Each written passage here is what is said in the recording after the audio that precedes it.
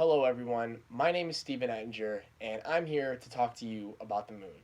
My presentation will be on the moon and some things about the moon, like interesting facts, what is it made out of, how long does it take to travel to the moon, who's traveled to the moon, what are the phases of the moon, a bunch of questions that maybe we don't know the answers to, that we would like to find out the answers to, some that we have read in this textbook, and some that we have just found out facts about the internet.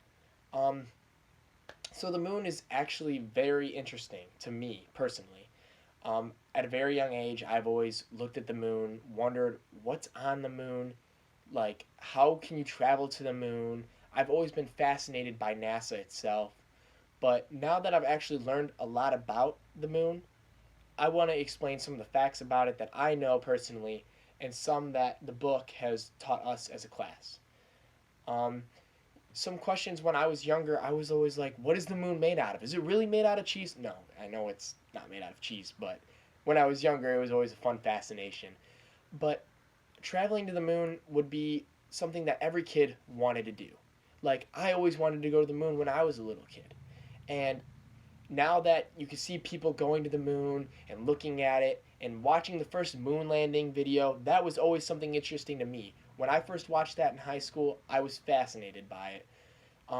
Some things that we'll learn about the moon that we didn't really know. Like I learned about how old the moon was, um, and what it came from. Like I always figured that the moon actually came from the Earth, and I mean in that case it kind of really doesn't.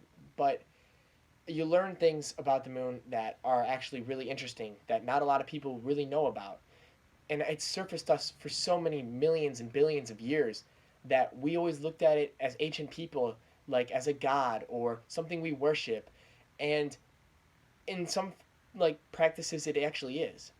But I'll explain more and more about it as I go into my speech later on.